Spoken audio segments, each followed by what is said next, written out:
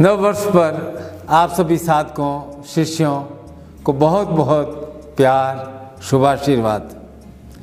गुरु प्रार्थना से शुभारंभ करते हैं आज का। अखंड मंडलाकार व्याप्तम येन चराचरम तत्पदम दर्शितम येन तस्मै श्री गुरुवे नमः। सर्वश्रुति शिरोरत्न विराजित पदाम्बुज वेदांत अंबुज सूर्यो यत तस्मै श्री गुरुवे नमः। यस्य स्मरण मात्रेण ज्ञानमुत्पते स्वयं य एव सर्व संप्राप्ति तस्मै श्री गुरुवे नमः।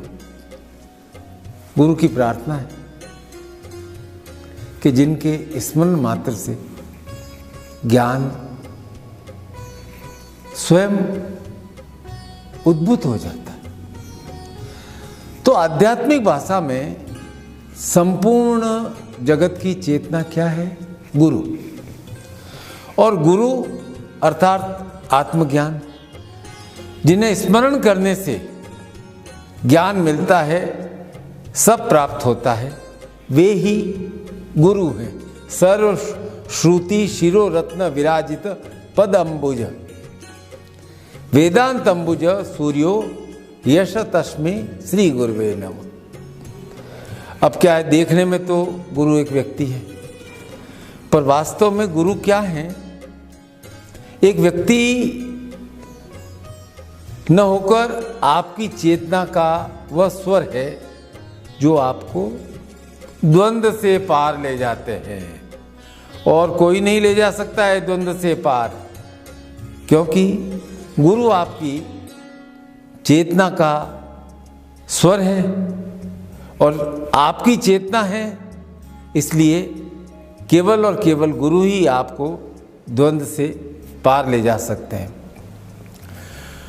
तो मेरा आपको ये कहना है कि इस नव वर्ष में आप सभी साधक शिष्य द्वंद्व रहित होकर बिना उलझन के स्वयं सही मार्ग का चुनाव करें। एक बार आपने मार्ग चयन कर लिया ना, तो फिर दिशा निर्धारित हो जाती है। फिर आप पूरे जोश के साथ अपने लक्ष्य के ओर बढ़ने लगते हैं, अपने संकल्प के साथ। क्योंकि संकल्प ले लिया, वहां विकल्प नहीं बचता है। आने वाले समय में अब मकर संक्रांति से पर्व संपन्न होंगे, सूर्य उत्तरायण में प्रवेश करेगा और उत्तरायण देवताओं का दिन कहा जाता है। भूमि भवन निर्माण विवाह और अधिक मांगलिक कार्य संपन्न होने लगेंगे। 3-4 महीने पर्व की धूम रहेगी। आपने भी यदि कुछ सोचा है ऐसा शुभ संकल्प, तो उस कार्य को प्रारंभ कर दीजिए। तो सूर्य आए हैं उत्तरायण में, और सूर्य कौन है? आदित्य पुत्र। आदित्य पुत्र है, इसलिए उन्हें आदित्य कहा गया है।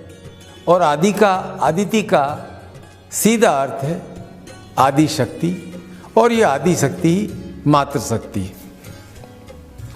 अब सूर्य क्या है?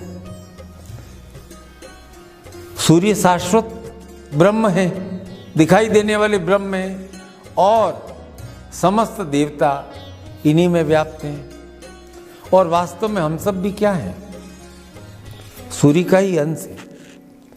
हर कोई जानता है कि मनुष्य जैसा अन्न ग्रहण करता है, वैसा ही उसका मन बनता है। और सूर्य की रोशनी के बिना कोई अन्न उपज नहीं सकता।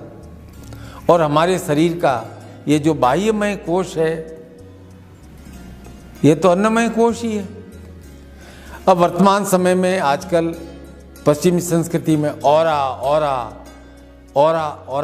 का बहुत प्रचलन हो रहा है। आभा मंडल, हमारे यहाँ इसे कहते हैं आभा मंडल। तो गुरु कृपा से जब सूर्य के समान मनुष्य की आत्मा में जो ज्योति प्रज्वलित होती है वह आभा मंडल ऑरा कहलाती है। देखो मेरी बात को ध्यान से समझना। सूर्य के प्रकाश के समान जब मनुष्य की आत्मा में ज्योति प्रज्वलित होती है, चाहे रंग कैसा भी हो, रूप कैसा भी हो, कद कैसा भी हो, आत्मा में जब सूर्य की ज्योति गुरु कृपा से प्रज्वलित होती है तो आभा मंडल बनता है। उसे ऑरा कहते हैं कि ये इसका आभा मंडल है, जिसे प्रभा मंडल भी कहा गया है। और सारे संसार के अंधकार का हरण करने वाले सूर्य मनुष्य जीवन में भी गुरु की भांति उदित होते हैं और गुरु अपनी तरह से शिष्य को अंधेरे से संघर्ष करने की प्रेरणा देते हैं। ये बात हमारे हनुमान जी समझ गए थे और कहते हैं कि हनुमान जी ने सभी वेदों का ज्ञान सूर्य के रथ के पीछे पीछे चलकर प्राप्त किया। अब गुरु से ज्ञान प्राप्त तो कर लिया हनुमान ने, गुरु ने कहा दक्षिणा, ज्ञान प्राप्त कर लिया, दक्षिणा दो भाई। तब हनुमान जी ने सूर्य नमस्कार योग पद्धति का निर्माण किया। 12 अंग है ना सूर्य नमस्कार के, आप करते हो कि नहीं करते हो? प्रयास करो हनुमान की तरह सूर्य नमस्कार करो। सूर्य को पूरा मन तन सब चैतन्य हो जाएगा। ये सूर्य है ना अनंत काल से जागृत है। कभी ऐसा देखा नहीं सूर्य बुझ गया हो? सूर्य से सभी वस्तुएं प्रकट हो रही है। इसका अर्थ है कि सारे जगत की चेतना का कारण क्या है? सूर्य। और सूर्य के समान यह भी ध्रुव सत्य है कि सारे संसार में व्याप्त चेतना ज्ञान के कारण है। ज्ञान अर्थात श्री गुरु। तो चेतना कहां से प्राप्त हुई? श्री गुरु के चरण से। ये बहुत सारभूत बात है। इसीलिए हम प्रार्थना में कहते हैं अखंड मंडलाकार व्याप्तम येन चराचरम तत्पदम दर्शितम येन तस्मै श्री गुरुवे नमः। एक शिष्य भाव भरे प्रार्थना में कहता है कि समस्त ज्ञान का स्रोत श्री गुरु के चरण रज ही है और शिष्य के जीवन में सब कुछ यहीं से आता है। तो इस व्याख्या के अनुसार सूर्य और गुरु में बहुत समानता है। सूर्य जब प्रकट होता है तो क्या होता है? संसार का सारा अंधेरा समाप्त और क्या आ जाता है? उजाला। और गुरु जब शिष्य के जीवन में आते हैं तो क्या होता है?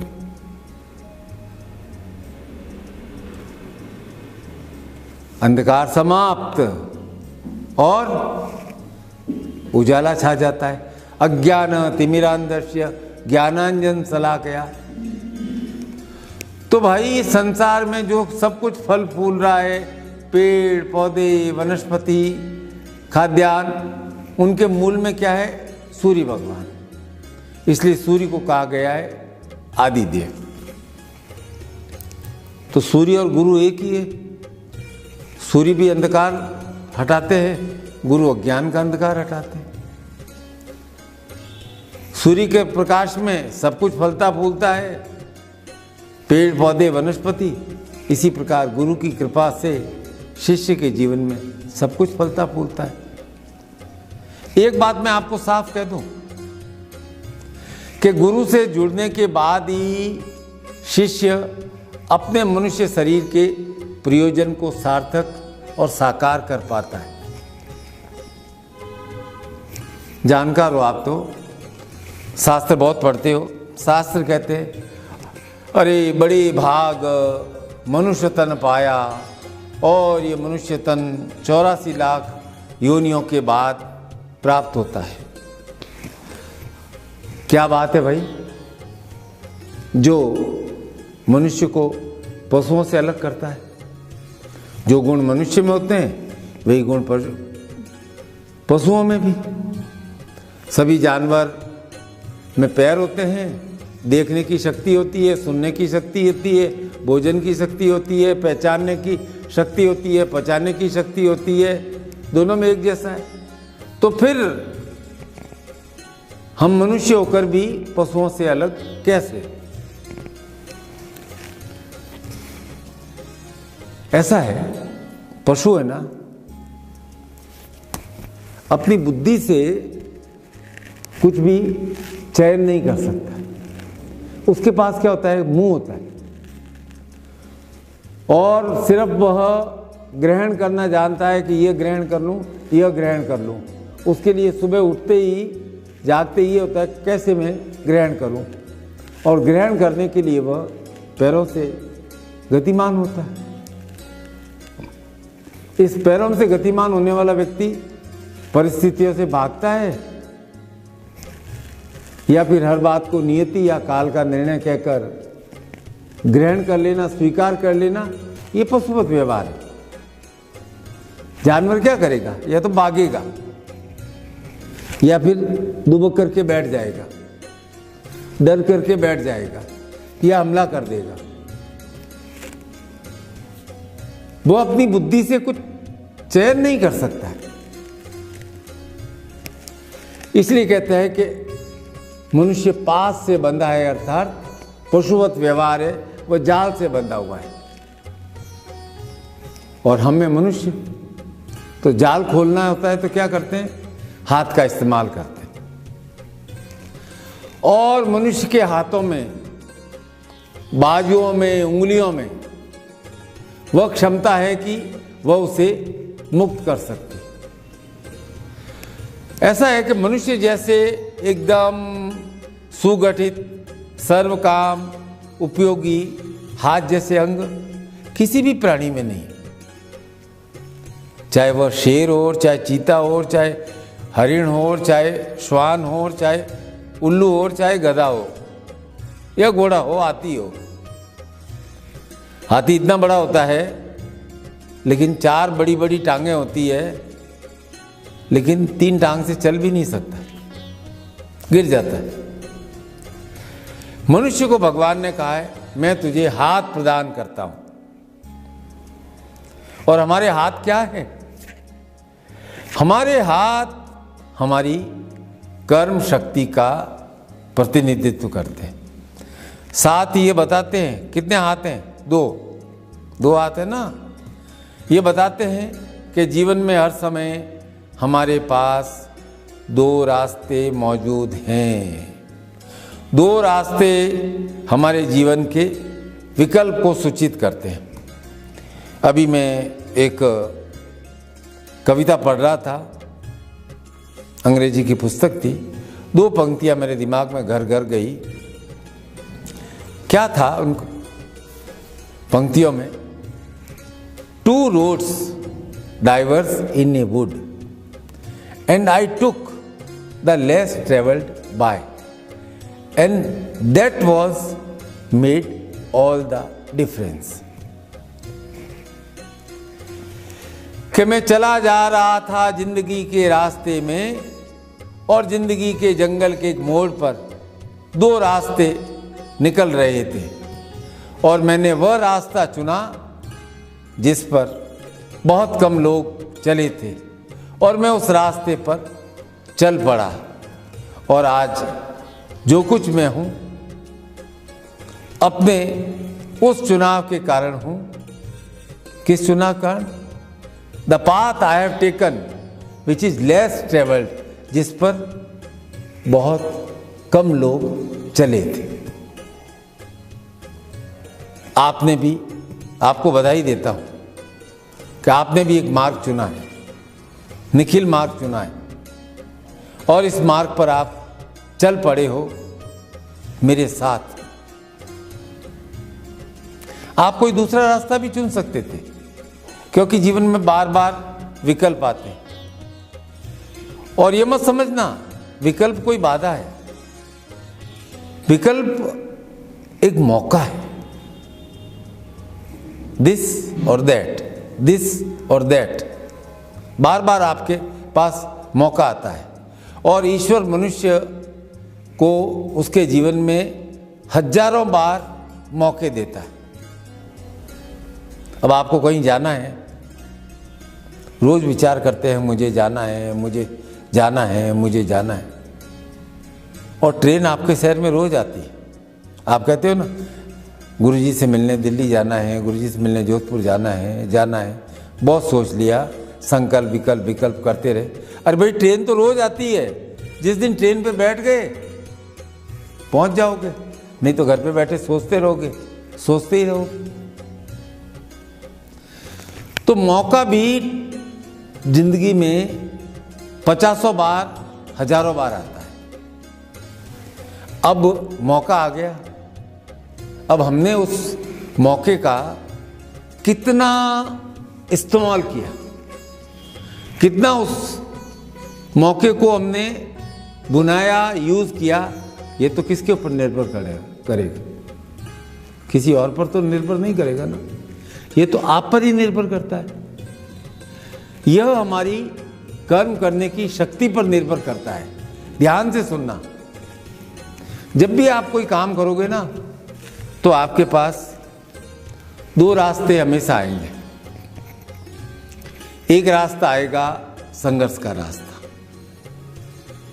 और एक आएगा शॉर्टकट। तो आज संकल्प लेना है आपको कि हम सही मार्ग को चुने, शॉर्टकट नहीं अपनाएं। वो केबीसी का गेम आता है, उसमें 4 ABCD 4 होते हैं, 4 प्रश्नों के उत्तर होते हैं। आपको लगता है शायद ये भी सही है, ये भी सही है, तब आप क्या करते हो? फोन और फ्रेंड या फिर एक्सपर्ट की सलाह लेते हो। एक्सपर्ट की सलाह लेते हो ना, कि आपको मालूम है कि इसको पूरी तरह से ज्ञान है। अरे भाई, यहाँ पर भी जिंदगी के रास्तों में भी गुरु के यहाँ बिल्कुल ऐसा ही है, जहाँ आपको एकदम सटीक सही ज्ञान और उत्तर मिलेगा कि आप सही निर्णय ले सको कि मुझे किस मार्ग पर जाना है। अब चलने से पहले ही असफलता के बारे में सोचने लग जाएंगे, क्या इस रास्ते पर चलूंगा, इस रास्ते पर तो असफलता है। अरे भाई, पहले चलने का निर्णय तो लो, सही मार्ग पर चलने का निर्णय तो लो। मेरे साथ हो ना, गुरु के साथ हो, सफलता तो जरूर मिल जाएगी। सफलता के बारे में चिंता मत करो। मैं थोड़ा समझाता हूं विस्तार से आपको। मेरी बात को केवल गांठ नहीं बांधनी है, गांठ तो खोल दो, मन में उतार लो, मन में उतार लो और स्थापित कर लो। ये जीवन क्या है? युद्ध क्षेत्र है? नहीं, कर्म क्षेत्र है। कर्म का युद्ध क्षेत्र है। प्राचीन काल में इसे कुरुक्षेत्र कहा जाता है। आप हवन करते हैं, स्वाहा स्वधा बोलते हैं, तो आप क्या बोलते हैं? कुरु कुरु स्वाहा स्वाहा। इस कुरु कुरु का अर्थ क्या है? करो। तो कुरुक्षेत्र में मैं संकल्प और विकल्प की जो बात है ना, उसको समझा रहा हूं। कुरुक्षेत्र में पांडवों के पास, कौरवों के पास, भीष्म के पास, धृतराष्ट्र के पास, कृष्ण के पास, सबके पास विकल्प था। अब जहां भी विकल्प आएगा कि इस और या इस और, तब क्या करना पड़ता है? संकल्प लेना पड़ता है। तो सबने क्या किया? महाभारत और मैं पढ़ता हूं तो मेरे को बहुत कि सबने क्या किया? युद्ध को चुन लिया। ओहो हो, युद्ध को चुन लिया। अब युद्ध को चुनना मूर्खता थी या समझदारी थी? खैर, मैं अब आपको अच्छे से इस बात को समझाता हूं। जल पीता हूं।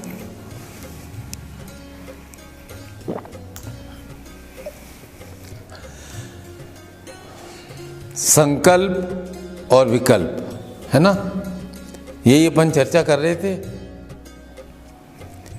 कि कुरुक्षेत्र में क्या हुआ। एक एक पात्र के बारे में मैंने बहुत विस्तार से पढ़ा है। पहले दुर्योधन को देख लेते हैं। उसका छल तो किसी से छुपा हुआ नहीं, पर उसके पास भी युद्ध टालने का विकल्प था। अपने भाइयों, अपने पक्ष के योद्धाओं की प्राण रक्षा के लिए उसे क्या करना था? 5 गांव देने थे। लेकिन उसने उस विकल्प को नहीं चुना।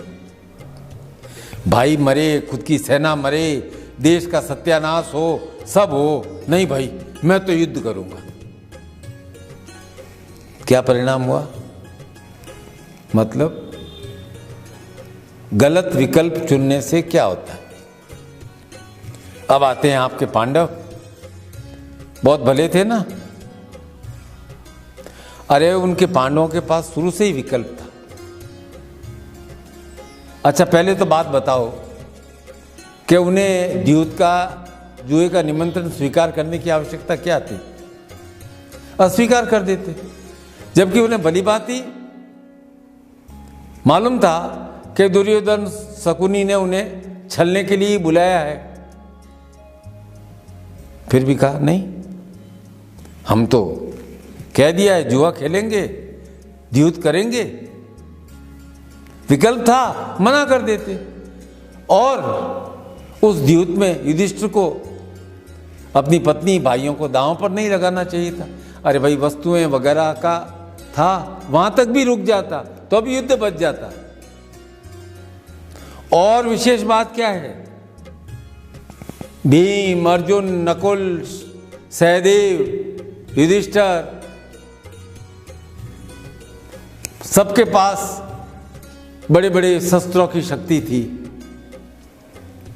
अब इतने बड़े योद्धा, कोई तलवारबाज, कोई धनुर्धर, कोई गदाधारी, अब वो जहां चाहते वो अपने भुजाओं के बल पर नया साम्राज्य स्थापित कर सकते थे। उन्हें इतने अधिक लड़ाई झगड़े की क्या आवश्यकता थी? पर वो भी बोले ये गलत विकल्प चुनना नहीं, हम तो युद्ध करेंगे। और अब मैं एक बात पूछता हूं कि जिस राज्य के लिए उन्होंने इतना अधिक संघर्ष किया, तो उसका राज्य, वो जो राज्य था, उसके पिता पांडु ने तो पहले ही त्याग दिया था। पांडु ने त्याग दिया और अपने भाई धृतराष्ट्र को गद्दी पे बिठाया था, और पांडु ने तो वनवास ले लिया था। तो ये जो पांडव थे, ये कुरुवंश कहलाता है। ये पांडव थे, ये सन्यासी पांडु की संतान थे। महाराज पांडु के पुत्र थोड़ी थे। अब आपके भीष्म, उनके पास तो कोई कमी थी नहीं विकल्पों की, लेकिन उन्होंने अपने पिता शांतनु को कह दिया था कि बस मैं साम्राज्य का संरक्षक बन करके रहूंगा, मैं गद्दी पर नहीं बैठूंगा, केवल कुरु साम्राज्य का संरक्षक बन के रखूंगा। इस भूमिका को उन्होंने, राजधर्म की भूमिका को इतनी सीरियसली ले लिया कि वास्तव में धर्म और अधर्म का भेद ही भूल गए। उनके समान तो कोई पुरुषार्थ ही नहीं था। वे पुरुषार्थ के बल पर पूरे भारत के सम्मान की रक्षा कर सकते थे, लेकिन इस पुरुषार्थ को उन्होंने क्या किया? धृतराष्ट्र और उसके पुत्रों के लोभ हेतु स्वाहा कर दिया। धृतराष्ट्र का अर्थ है जिसने राष्ट्र को अपने स्वार्थ के लिए जकड़ा हुआ है, पकड़ा हुआ है। जबकि होना चाहिए राजा का कर्तव्य राष्ट्र के लिए बलिदान और त्याग का भाव। धृतराष्ट्र का एक ही भाव था, सत्ता पकड़ में रहे। इसलिए धृतराष्ट्र केवल शारीरिक रूप से अंधे नहीं थे, मानसिक रूप से भी संतान मोह में, गद्दी के मोह में अंधे हो गए थे। उनके पास विकल्प तो स्पष्ट तौर था, एक पिता के तौर पर। राजा तो बाद में थे, पहले तो पिता है ना। पिता के तौर पर वो पुत्र का सही मार्गदर्शन करते, न कि उनको विनाश की ओर कि हाँ बेटो तुम लड़ो।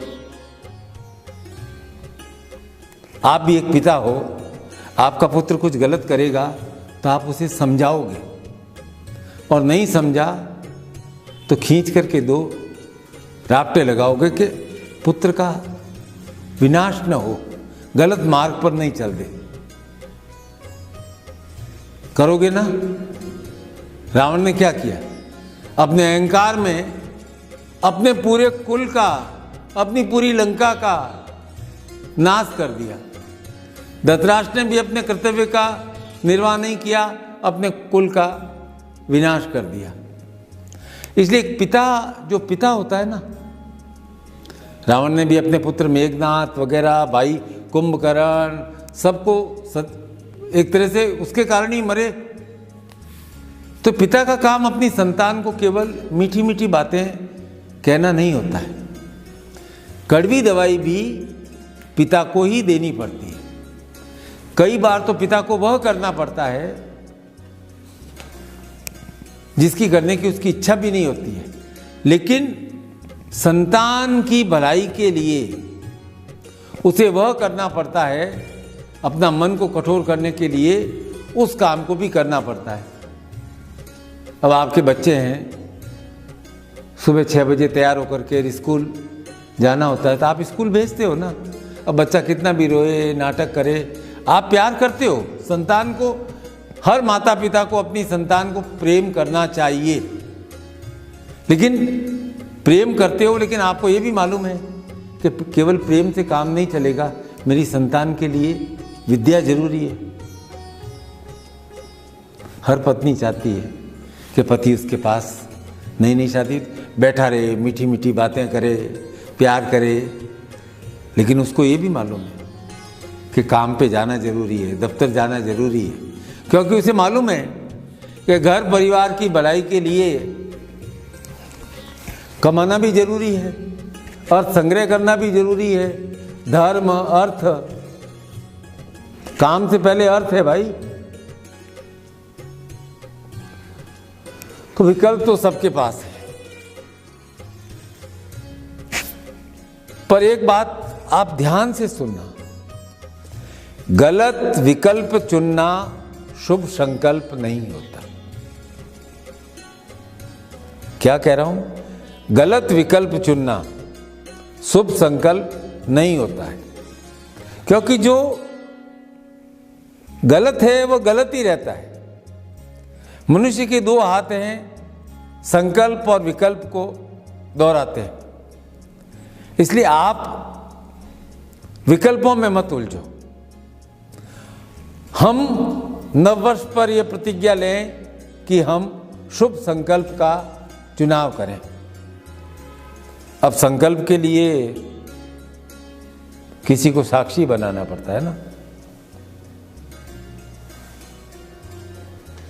कभी मैं आपको संकल्प दिलाता हूं तो आपके हाथ में जल धारण कराता हूं।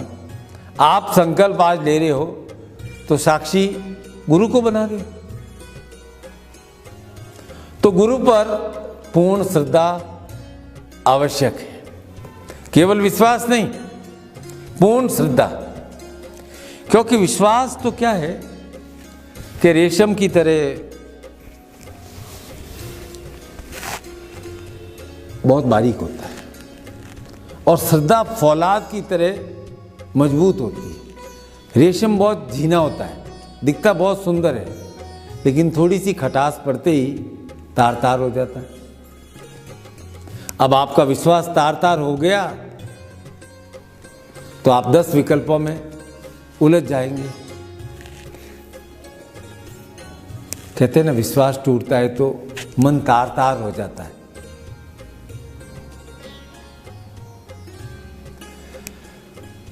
और जहां श्रद्धा है वहां पूर्ण श्रद्धा, आप जाइए, 10 स्थानों पर जाइए, तीर्थों पे जाइए, सारे स्थानों पर जाइए, लेकिन अपनी श्रद्धा को इतना हल्का भी मत बनाओ कि सब जगह थोड़ी श्रद्धा, इधर भी, इधर भी, इधर भी, इधर भी मेरी श्रद्धा, इधर भी मेरी श्रद्धा है। श्रद्धा को इतना हल्का बना दिया ना तो आप 10 तरह के विकल्पों में उलझ जाएंगे। अरे सबसे बड़ी शक्ति है श्रद्धा ही है, सबसे बड़ी सिद्धिदात्री है श्रद्धा ही है। अभी वशित्व भाव की मैंने चर्चा की थी। सबसे बड़ा वशित्व क्या है? श्रद्धा। जहां दूसरों को वशीभूत करने से पहले स्वयं को वशीभूत करना पड़ता है। श्रद्धा क्या है? आपको वशीभूत बनाती है, आपके अंदर शक्ति प्रदान करती है। कहाँ मेरी यही श्रद्धा है, यही श्रद्धा है, यही श्रद्धा है, तब शक्ति का संगुफन होता है।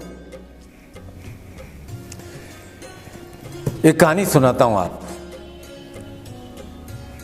मजा आ जाएगा। एक क्या थी, ग्वालिन थी। पंडित जी गुरु महाराज के यहाँ, गुरु हूं ना, मैं गुरु का मजाक उड़ा सकता हूं थोड़ा सा, चिंता मत कर। तो ग्वालिन थी, पंडित जी घर, गुरु जी घर दूध देने जाती थी। पंडित जी, गुरु जी का घर इधर और ग्वालिन का घर इधर। नदी पार करनी पड़ती थी और कई बार नाव नहीं मिलती थी तो दूध लाने में देर हो जाती थी। 2-4 बार देरी हुई। पंडित जी ने फटकारा, ग्वालिन को बोला, क्या करती है तू, रोज़ रोज़ लेट हो जाती है। कि क्या करूं महाराज, मैं तो घर से बहुत जल्दी निकलती हूं, सुबह 4 बजे गायों को दूध देती हूं, लेकिन अब नाव नहीं आती है तो मल्लाह के लिए मुझे काफ़ी देर इंतजार करना पड़ता है। अब मल्लाह आता है तभी वो नाव चलाएगा और मैं नाव पार कर सकती हूँ। गुरुजी थोड़े, पंडित जी जोश में थे। अरे बोले, अरे भगवान, राम का नाम लेकर लोग भवसागर पार कर जाते हैं, तुम एक छोटी सी नदी भी पार नहीं कर पाती हो। हाँ। ग्वालिन बेचारी भोली वाली थी, उसने पंडित जी की बात को हृदय में मान लिया और खुश होकर घर चली गई। अगले दिन सुबह से क्या हुआ, मल्लाह की राह देखती नहीं थी, दूध का घड़ा लिया, राम राम राम राम राम राम करके नदी के ऊपर चलती, नदी पार कर देती। ऐसे करते करते महीना हो चला, बरोबर समय से दूध। पंडित जी ने एक दिन ग्वालिन को पूछ लिया कि आजकल तुम कभी देरी नहीं करती हो, समय पर आ जाती हो। बोले, अरे अरे एकदम फाय लागू फाय लागू। पंडित जी, गुरु जी आपको बहुत बहुत धन्यवाद, आपने तो मुझे बहुत अच्छा रास्ता दिखा लिया। अब नाव के लिए मैं ठहरती नहीं, राम का नाम लेते लेते पैदल नदी पार कर देती। और पंडित जी ने उसका उत्तर सुना और कहा, अरे बाप रे, बहुत चक्के रह गए। उन्होंने कहा, ऐसा? दूसरे दिन ग्वालिन के साथ चले, नदी आई। ग्वालिन छोटी नदी थी, ग्वालिन ने राम राम राम राम राम राम राम राम राम बोला और ये नदी के उस पार थोड़ी आगे बढ़ी। अब पंडित जी बहुत मुश्किल में 2 कदम चले, पानी में 1 कदम बढ़ाया, फिर रुक गए, आगे बढ़ ही नहीं पाए। ग्वालिन ने हंसते हुए कहा, अरे महाराज, क्या राम राम बोलोगे एक तरफ और एक तरफ दूसरे हाथ से धोती पकड़ोगे, ऐसे कैसे चलेगा?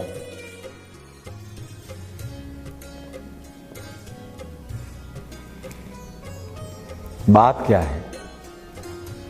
भगवान तुम्हारे, गुरु तुम्हारे,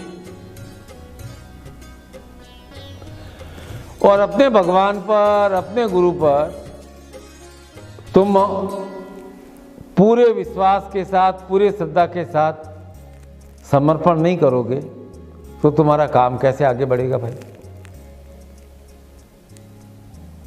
फिर क्या होगा, बार बार विकल्प विकल्प विकल्प आते रहेंगे। शायद इस मार्ग पर नहीं, शायद उस मार्ग, शायद उस मार्ग पर नहीं, शायद उस मार्ग पर, शायद उस मार्ग पर।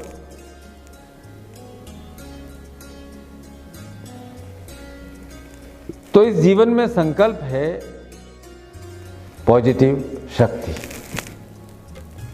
और विकल्प है नेगेटिव शक्ति। अब विकल्प अर्थात नेगेटिव शक्ति से क्या प्रकट होता है? भय और संशय। जहां भी नेगेटिव शक्ति आपके जिंदगी में आई नहीं, विकल्प विकल्प विकल्प के बारे में सोचते रहे, तो आपके जीवन में भय आएगा, संशय आएगा, कंफ्यूजन आएगा। और जहां पॉजिटिव एनर्जी अर्थात संकल्प को बुलंद करने के लिए पूर्ण श्रद्धा, विश्वास और अपने आत्मज्ञान से कार्य करना, सीधी सरल बात है। अब ज़्यादा छानबीन करते रहोगे, ज़्यादा सोच विचार करते रहोगे तो आपका विश्वास हिल जाएगा। बस संकल्प में एक ही बात है कि संकल्प लेकर काम शुरू करो। बहुत बारीकियों में मत उलझो कि शिवलिंग पर पत्ता चढ़ाना है, बिल्वपत्र की दिशा इधर होनी चाहिए, इधर होनी चाहिए, ऐसा होना चाहिए, टिक्की यहाँ लगाऊं, टिक्की यहाँ नहीं लगाऊं, यहाँ टिक्की लगा दी तो गलत हो जाएगा। ये बारीकियां हैं ना, इन पर मत उलझो। अपना संकल्प लिया, शुरू कर दो काम।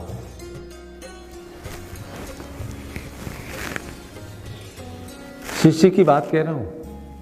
श्रद्धावान शिष्य क्या करता है? वो तो गुरु को समझने की कोशिश ही नहीं करता है। श्रद्धावान शिष्य गुरु को समझने की कोशिश ही नहीं करता है, क्योंकि उसने तो गुरु को अपने मन में स्थापित कर लिया है।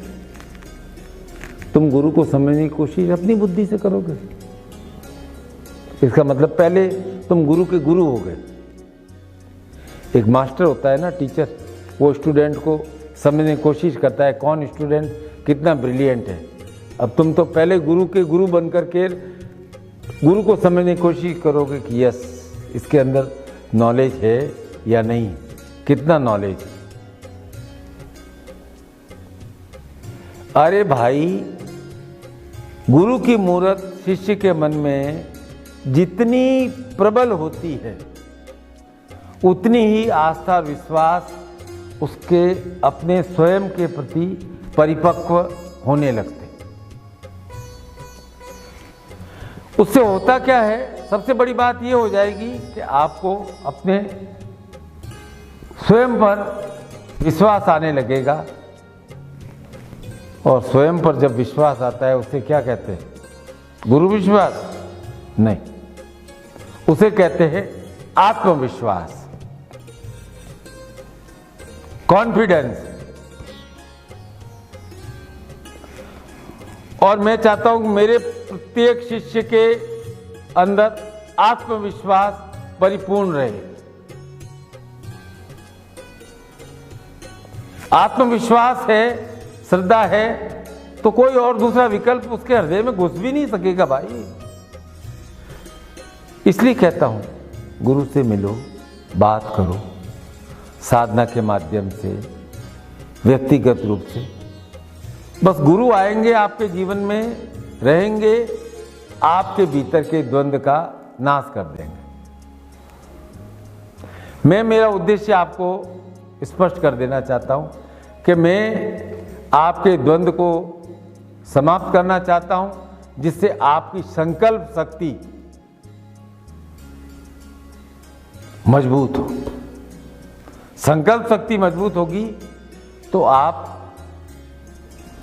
अपने शरीर से, मन से और अधिक परिश्रम कर सकेंगे। और परिश्रम का फल मीठा होता है, अच्छा होता है। परिश्रम का फल सिद्धि होता है, परिश्रम का फल कार्य सिद्धि होता है। अच्छा, आज मुझे एक बात बताओ, आप किसको साबित करना चाहते हैं? अपने आप को। अपने आप को दूसरों के सामने साबित करना चाहते हो या अपने स्वयं के सामने साबित करना चाहते हो? दूसरों के सामने साबित करने की कोशिश करते रहोगे तो फिर पूरे जीवन विकल्पों में उलझे रहोगे। अपने स्वयं के सामने अपने अंदर साबित करना चाहोगे तो आप हर समय श्रद्धा से भरे रहोगे, विश्वास से भरे रहोगे, ज्ञान से भरे रहोगे। क्षमता का विकास होगा और मैं चाहता हूं कि आप सब स्वयं में क्षमतावान बने, आपकी क्षमता में निरंतर और निरंतर विकास हो। एक छोटी सी बात है,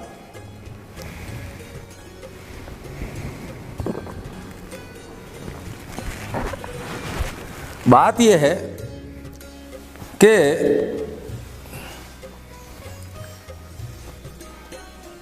तुम है ना अपनी मौज में नहीं रहते, अपनी मस्ती में नहीं रहते,